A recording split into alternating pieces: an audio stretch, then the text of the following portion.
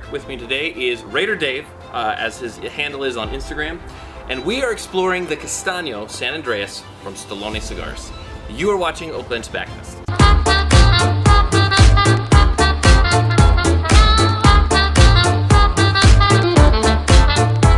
If you're interested in the Castano cigar or many other Stallone cigars, check us out on our website. You know where to find us.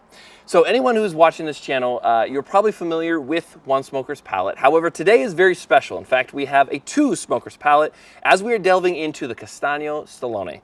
So Dave, yes. You are a fan of Stallone cigars. I am, very much. And we are delving into, as I understand, one of your more favorite of his blends. It is, it is. Excellent. So this is a San Andres Box Press Bellicoso. And essentially what I want to do is, through this kind of video series, is trying to find the ultimate San Andres, scored the highest, but this is one person's opinion. It's not like the complete end-all be-all. And so this Castano, we just lit up, we're getting first impressions of. We're going to really go for sort of like trying to taste out flavor notes, construction, the whole 9 yards. So far, after lighting up, what are you thinking so far? As far as taste? Mm-hmm. As far as taste, I'm getting a cedar oaky note. Okay. Like a wood note. Mm-hmm. What I remember, because I actually smoked this cigar about 2 weeks ago. Okay. What I remember is chocolate, espresso, leather. Taste along those lines. Yeah. But yeah. Lighten it up. This is the first time I've lit it up so early, and I'm getting like a cocoa powder. Okay. Like more of a chalky on the back end. Yeah. After on the finish. Okay. You know, but still, those espresso notes, those chocolate notes, yeah. they're all still there. Yeah, definitely. Yeah, and you almost, this is something I like about lighting up a cigar in the morning. When it's the first one, you notice a lot more nuance when, let's say, it's the third cigar of the day, or it's after heavy meals, that sort of thing. Right. And as we were remarking on like the dry draw, you were noticing like a caramely vanilla. Yes. And I was getting more like an almond sweetness. And this is something I love about tasting cigars, because we are talking about something that is subjective. Mm-hmm. And every palate is different. And certain times you can pick out those similar notes depending on who is really where your palate's at. So like I see that cocoa powder for sure. And definitely some of that cedar note. I get some of that like cedar sweetness more on the retrohale. And as we were kind of remarking, like if you don't retrohale, you don't really notice as much like spice or pepper or anything. If you do, you'll pick it up, but it's still not like blasting in your face. No, it's very minimal. It's very minimal. So much flavor in this cigar. It's now I will say I think one of the last times that I smoked this might have been the 7-year aged version that we had released for the OGT Cigar Society. And I've also, I think, smoked the 6x60. What I found was really interesting is, of course, when you're smoking a big ring gauge like that, you're having more of that filler tobacco. Right. But Stallone's like blends, as much as I'm not a fan of that big of a gauge, they lend themselves pretty well to that size. Yes. However, I will say that there's a lot more potency of flavor and intensity to this size. That I've noticed. Now, we were talking previous to about like box press or round, and your preference being box press. I'm right there with you, for sure. I prefer that box press size. Right. And it definitely feels good in the hand, and it's probably the only time I prefer like a tapered end. Other than that, I normally don't lean towards bellicoso or torpedo size. Okay. And why is that? I think it's also just like mouthfeel. Right. I prefer just the, just like the full experience of the tobacco, I suppose, and sometimes that taper end is just a bit strange to me.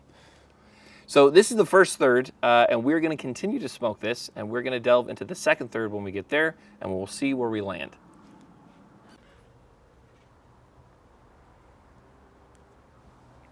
Okay, so here we are edging to the second third, and I've noticed some flavor changes, transitions, and Dave and I have been kind of talking about it.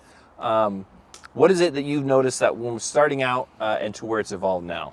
So where it started out was a lot of cocoa, a lot of espresso, a little bit of a leather note, and that spice on the retrohale. Yeah. That spice is completely gone now. And now I'm getting a metallic-y, in a good way, mouth coat feel, and some sweet cinnamon notes are starting to come in. Definitely. And also that nice vanilla that I got from the cold draw, it's in there as well. Yeah, yeah. It's almost like, I don't know if this is the right analogy, because I can see some of that vanilla like element. It's kind of like if you ever put like a little bit of cayenne or something like on an eggnog or something like that. Like if you kind of have those flavors work in conjunction, because there is there's definitely sweetness there, but it's not that like, oh, it's very sweet. It's very light. It's a muted sweetness, but I can definitely see that cinnamon note, and a pretty like drastic like flavor change, even as we're just getting to the second third. Right.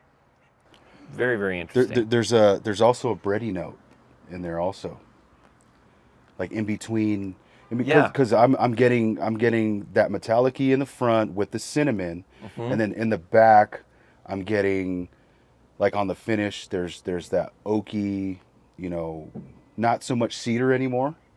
Like it wasn't in the cedar was a little bit prominent in the first third.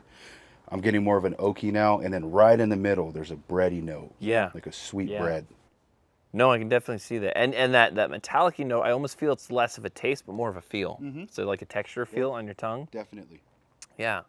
So something I've noticed about Stallone, and somewhere where that like power comes in with his blends, he likes to use a lot of Ligero in the filler. I'm also a huge fan of the broadleaf, but even more so if it's been like sitting for a while and it's been aging a little while, because that broadleaf can pack quite a punch. Oh yeah. But I feel like this is a really good, like, right now, solid, like, medium, edging medium plus, strength-wise. But it's not going to be overbearing. Like, it's pretty approachable. Right. And for me, honestly, I would put it in the second, third where it's at now, in medium. I wouldn't even say medium plus. But like we discussed before, I smoke more Maduros than anything else. Yes. So that's just where my palate sits. And yeah, and how everyone's palate is different. I feel like that medium side comes in from like when you bring in the draw and you let it out. That medium plus is when you bring it through your nose and you're retrohaling a lot. It adds that extra kick to it. But definitely, I want to see if it continues to ramp up or transition. I would say probably second impressions. We'll go from there.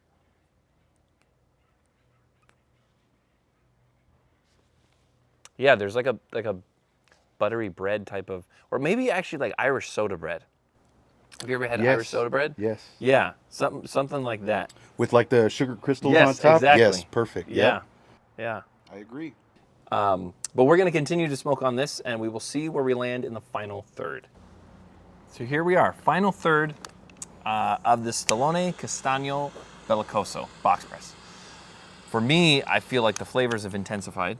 I feel like the strength is maybe brought up a little bit, but I don't know if that's just the my mind playing tricks on me as the like tobacco heats up. But it's gone to more like almost like a bitter black coffee, bitter chocolate. A lot of those lighter notes like bready, like soda bread and cinnamon is kind of dissipated for me a little bit. If anything, maybe a little toasty. But I've noted, which I enjoy, is I do know some cigars get bitter towards the end. It's not an unpleasant bitter. It's actually more complementary. But it's definitely like a deeper flavor, if that makes sense. Correct. No, you're right. 100% right. But I equate that bitterness to toasted walnut with like not the shell, but the... what is that, like a peanut, like inside the peanuts there's that little coat around the nut. The tartness that you get from that and the bitterness that you get with that, that's what I'm getting with this. Along with leathers, and I'm still getting that bready note in there also. It's not as prominent as it was in the second third, but it's still there.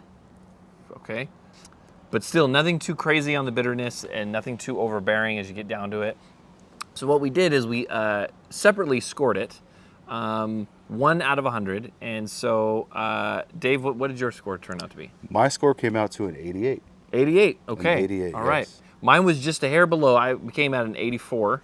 But definitely, this is a cigar that I would say is definitely worth trying, especially in that San Andres realm. It's up there.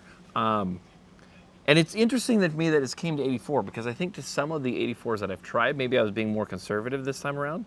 But I think I would move to this 84 versus other ones that I've scored at that level. Okay. But really good complexity, great flavor balance, and great strength. You know, no, I agree. And I think with my score, I'm scoring a little bit higher because I love the brand so much. Yeah. And this is a cigar that I fell in love with within the brand, you know, when I first started smoking Stallone cigars. And it's one that I always go to. Mm-hmm. It's one that I hold very highly. Yes. And I recommend it to a lot of people. Mm-hmm. And I think it deserves it. Oh, yeah, you know? For sure.